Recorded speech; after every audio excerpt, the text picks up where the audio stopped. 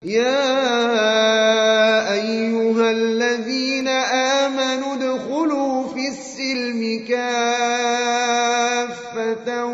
ولا تتبعوا خطوات الشيطان إنه لكم عدو مبين.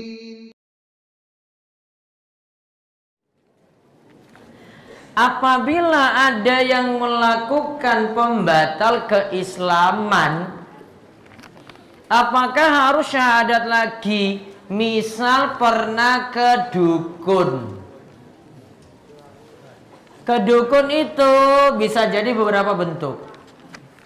Ada yang ke dukun tanya terus dia benarkan alias percaya.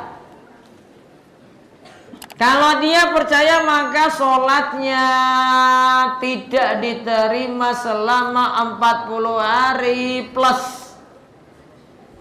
Ditambahkan lagi dia telah kufur pada apa yang diturunkan pada Nabi kita Muhammad Sallallahu Alaihi Wasallam.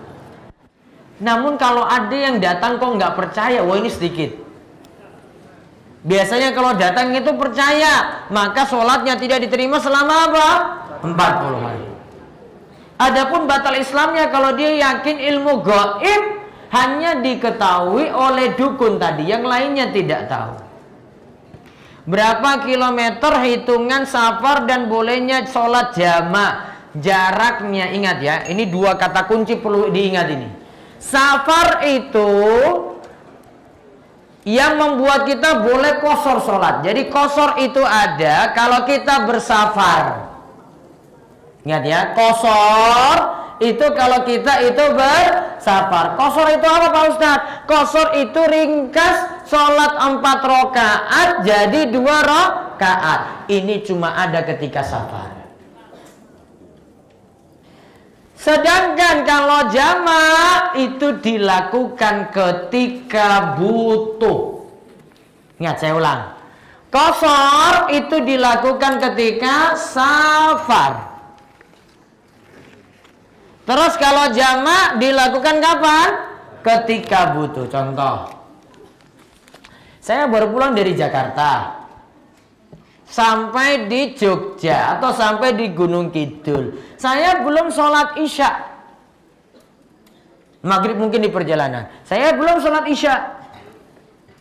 Dia nggak jamak tadi ya. Dia cuma kurang sholat isya saja. Sekarang saya sudah sampai di Gunung Kidul. Tempat saya di sini. Sholat isyanya 4 atau 2? Kenapa 4? Karena sudah sampai Gunung Kidul, tidak lagi jadi musafir.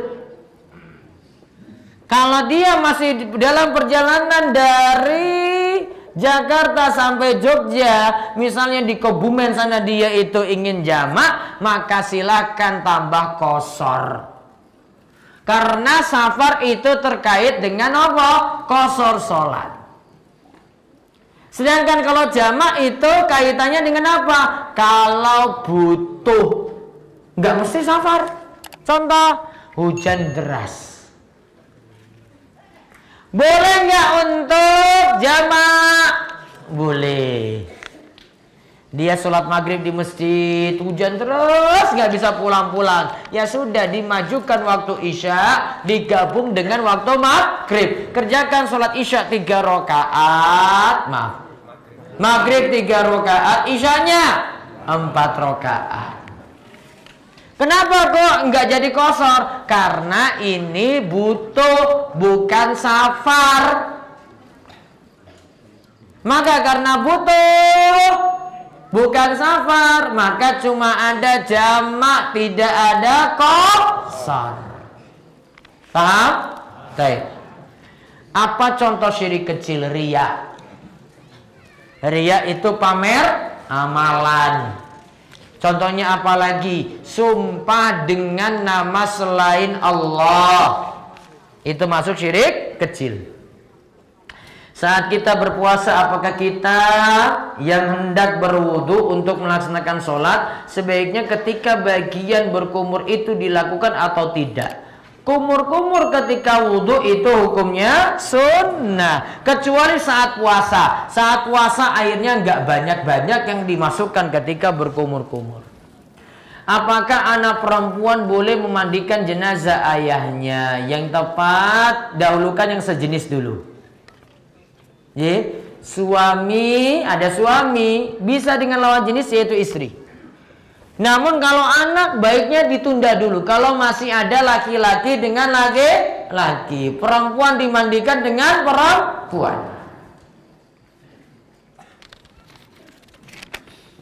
Nabi Muhammad SAW dalam keadaan sempit ataupun lebih, beliau tetap memberi sedekah, menolong kepada orang lain. Apa beda zaman sekarang? Mayoritas memilih tidak menolong orang lain. Bahkan kita susah untuk sedekah karena imannya beda.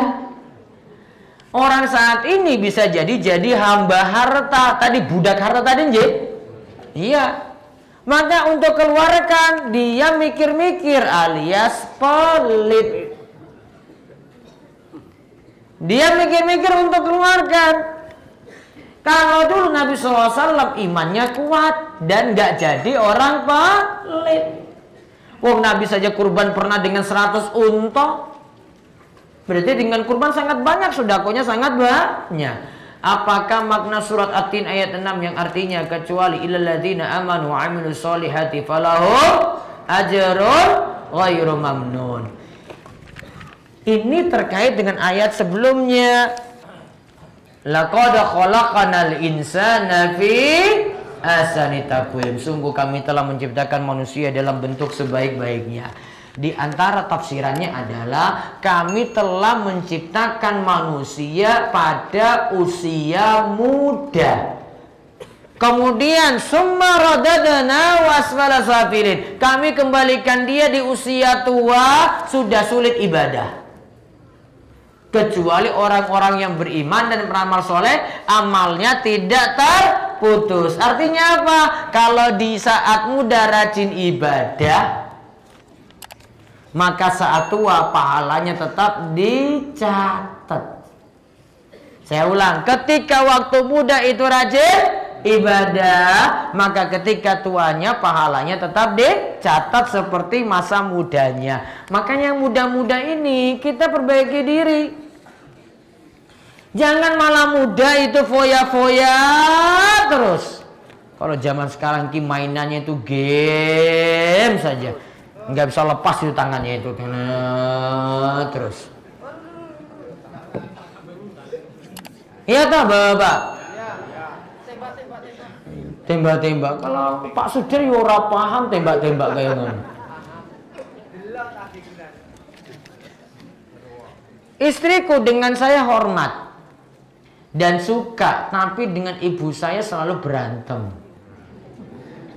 Itu bagaimana cara menasehatinya? Ibu saya sudah tua, nggak mungkin menyendiri. Maka nasihati istri, sabar hadapi ibu mertua.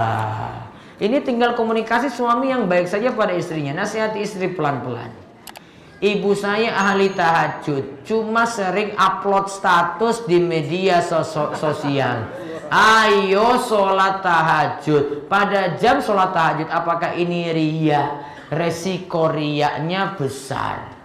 Maka sarankan pada ibu, mending jaga amalan, tidak perlu dipamerkan pada orang banyak. Bagaimana dengan orang yang sudah rajin mengaji, sudah paham hukum, namun masih suka berhubungan secara diam-diam dengan wanita atau laki-laki lain, walaupun hanya lewat WA? Padahal sudah dinasihati tapi masih nekat. Apakah ada salah pemahaman? Yo jelas salah. Kalau tidak ada keperluan nggak boleh. Ibu-ibu nggak boleh chattingan sama lanang, nggak ada keperluan, apalagi itu dengan mantan. Akhirnya CLBK, cinta lama bubarkan keluarga. Ngarap pegatan langsung itu gara-gara mantan. Nggak boleh, resikonya besar. Bagaimanakah tata cara mandi wajib yang benar? Ada tata cara sekadar wajib dipenuhi, yaitu guyurkan air ke seluruh badan. Ada yang kedua, tata cara yang sempurna. Diawali dengan cuci kemaluan, terus cuci tangan, terus wudhu, terus guyurkan air dari kepala sampai anggota badan, dahulukan yang kanan sampai yang kiri, kemudian yang terakhir cuci kaki. Nah, itu caranya. Apakah kalau sholat witir pakai doa iftitah? Tetap pakai. Sholat tahajud yang lebih baik berapa rakaat? Terserah. 2 rakaat boleh, 4 juga boleh, 6 juga boleh, 10 boleh enggak? Boleh, tidak dibatasi. Pak Ustadz, bagaimana cara menghadapi suami yang suka chattingan dengan janda? Atau dengan cewek-cewek di sosmed? Ini suaminya ini harus dinasehati nih. Mudah-mudahan suaminya dengar nih kalau ngaji nih, tobat. Kalau orang ngaji kuwi sih masalah. Nasihati istrinya, nasihati suaminya. Biasanya di masjid-masjid sekitar saya apabila selesai azan sambil menunggu iqomah diisi dengan sholawatan. Tidak perlu ganggu orang yang sedang sholat sunnah. Kalau rokok itu termasuk barang haram. Terus gimana hukumnya petani yang menanam tembakau? Tembakau dipakai untuk apa? Hah? Dipakai untuk apa? Berarti nanam tembakaunya hukumnya haram. Bisa nggak tembakau dipakai sayur? Rugi. Mending dijual untuk rokok. Iya kan? Makanya mayoritas itu pakai untuk rokok. Maka nggak bisa lagi, nggak boleh tanam tembakau berarti. Hukum main game kartu di komputer gimana? Sia-sia waktu dan baiknya itu ditinggalkan. Mengenai sholat istikharah, waktu pelaksanaannya boleh setiap saat atau hanya boleh dilaksanakan di malam hari saja? Boleh malam, boleh siang, boleh pagi. Sholat jenazah ada 3 orang, 2 laki-laki, 1 perempuan. Yang laki-laki imam dan makmum, tapi makmumnya yang laki-laki tadi di sebelah kiri. Bukan sebelah kiri makmumnya, makmumnya di sebelah kanan. Ini paling belum ngaji, belum paham. Mengenai riya, pamer. Kemudian apa nih? Juga bisa dikatakan sombong, congkak dan lain sebagainya, yang semuanya itu adalah berdosa. Ini setahu saya. Namun sedemikian kok ada yang mengatakan bahwa riya adalah sama dengan syirik. Yo, riya itu syirik. Syiriknya syirik apa tadi? Syirik kecil. Padahal setahu saya bahwa namanya syirik adalah menyekutukan Allah. Dia sekutukan Allah. Harusnya ibadahnya hanya untuk Allah. Namun Allah diduakan tadi. Dia pamer di hadapan orang lain. Bagaimana agar anak kiat-kiat sholat? Soalnya jika waktu subuh susah dibangunin. Alasannya dingin sama ngantuk. Kalau dipaksa malah nangis. Solusinya gimana Ustadz? Dipaksa. Kadang-kadang yang mesti dikerasin. Kalau enggak anak terus manja ini. Makanya saya heran kalau orang tua itu terlalu manjakan anak itu untuk dia tidur terus. Sholat subuh malas-malasan. Orang tua kena dosa loh itu. Kok anak kok nggak dibangunin subuh, bapaknya pergi terus. Kalau anaknya itu sudah balik, itu orang tuanya dosa itu kalau dia nggak ngajak anaknya untuk bangun. Maka didik dari anak itu kecil.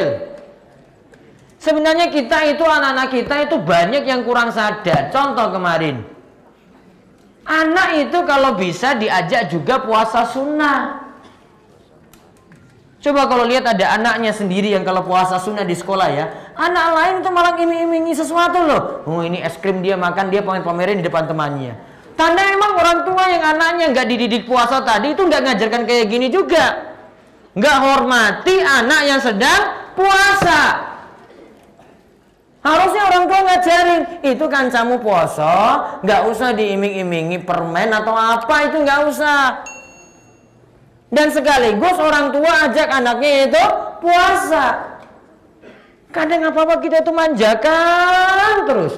Nanti kalau anak sudah dewasa ya tambah sulit lagi, coba lihat. Angel loh, angel. Mumpung anak itu ketika kecil masih dididik dengan baik, ini belum dengan keras. Maka didik dengan baik. Daripada nanti sudah SMP, sudah SMA lebih malas lagi. Ini mumpung bapak ibu-ibu ngaji loh ini. Ya, kalau saya harus posisinya kayak gitu, harus dipaksa. Nggak usah pandang anak nangis. Kalau kayak gitu kasihan nangis terus, ya sudah nggak akan bangun-bangun. Iya kan? Wah langsungnya nanti nangis, nanti sekolah, nanti mau berangkat pagi, nanti tugasnya itu banyak. Terus kapan anak mau dipaksa untuk bangun subuh coba? Sampai kapan? Hah? Sampai nanti dia dewasa, dewasa rapi. Setelah rapi, jenengan mengurus lagi, enggak. Orang tua punya tanggung jawab loh ini. Anak itu bukan hanya ada, anak itu bukan hanya dicetak tadi, anak juga butuh dididik.